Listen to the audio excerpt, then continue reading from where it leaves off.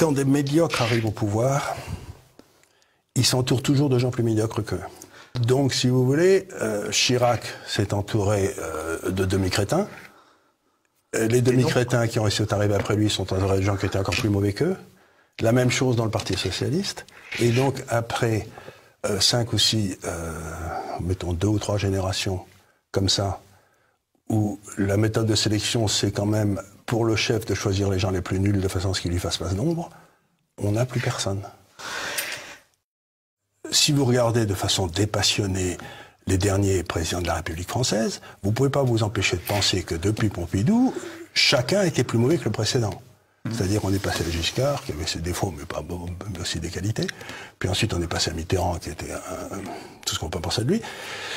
Puis ensuite, on est passé à Chirac, puis à Sarko. Puis quand on est arrivé à Hollande, je me suis dit, on peut pas aller plus bas, c'est le pied, maintenant on a touché le fond, quoi. Eh ben si. On est allé pire. On est allé pire. L'actuel, en plus, si vous voulez, il n'a pas le moindre doute. Voilà, il n'a pas de doute. Il n'a pas de doute sur sa capacité à être un changeur d'histoire, mais... Oui, il se prend pour Jupiter alors qu'il n'est que Procuste. Voilà. Il est plutôt Narcisse. Ou Narcisse. Alors il y a Narcisse, oui, bien sûr. Il se regarde dans l'eau, il se trouve beau. Quand je parle de tout ça avec certains amis qui sont dans la haute administration, n'importe quoi, ils me disent « Mais Charles, de quoi parles-tu » Ça n'a jamais été aussi bien pour nous.